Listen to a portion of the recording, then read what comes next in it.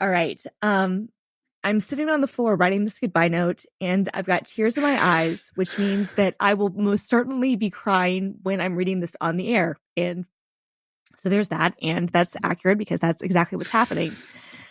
There are so many people that I want to thank for supporting Rocket over the years. First and foremost, Simone and Bree for not only being amazing co-hosts, but amazing friends and comrades.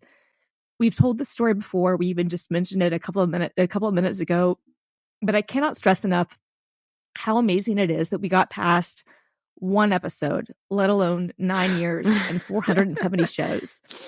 Bree and I were online friends, and I'd never met or heard of Simone, and she'd never met or heard of me. Yet this came together and it worked. Bree, thank you for your brilliant idea, for asking me to be on a podcast with you, for inviting Simone, for getting us together for this. And for all that you've done, as we just discussed, from your ideas around candy corn and chicken trivia and F, Mary, kill lists and everything else that you've done for the show, but also everything you've done for us over the years. Watching you evolve, Bree, from a game developer to a political leader has been amazing. And I'm proud to know you and to be your friend. Your strength in the face of so much is inspiring, and I look forward to seeing you expand your car collection and your pinball collection and your Lego collection. Simone, meeting you has been the absolute best part of Rocket for me. When we met, you were new at all of this, and now I think it's fair to say that you're the best of this out of all of us. Thank you for your friendship and sisterhood and for always keeping it weird. To quote our favorite girl, I've had the time of my life fighting dragons with you. Oh. Doing this show with both of you every week for the last 9 years has been a highlight of my life. And this is one of my longest relationships ever. It's lasted longer than any job that I've ever had and any relationship outside of that with my husband and my psychiatrist. I look forward to a Rocket reunion one day when you are all in your 70s or 80s and I'm still 29. To Stephen, Mike, Kathy, and everyone at Relay FM, thank you for your support and camaraderie over the years. We could not have done this without Relay, and I'm proud that we were one of the network's first wave of shows. I'm still planning on going to Relay 10 this summer, and I'll always be happy to guest on any show related to Relay or a Relay alum. I want to give a special and immense thanks to Jim Metzendorf for being our editor for so long and for putting up with us.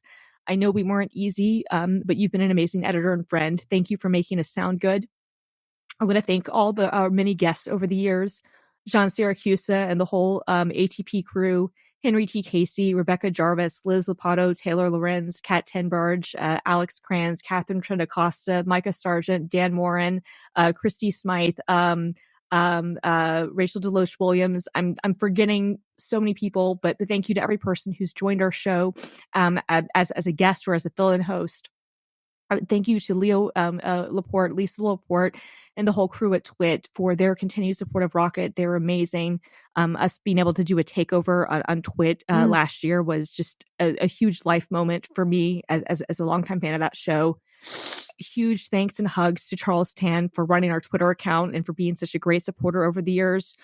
Charles, we love you and we are so happy to know you. Thank you for everything.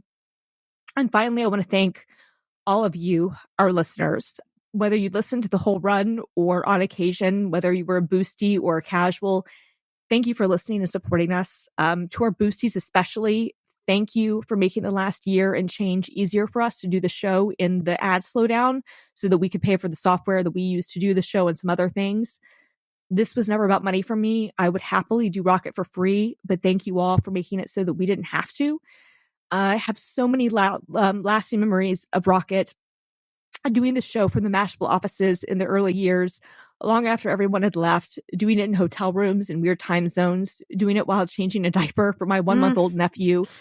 Rocket represents a quarter of my life. All right, it's a third because I'm always 29, but it represents a significant part of my life. And the end of this chapter is significant and it means something to me.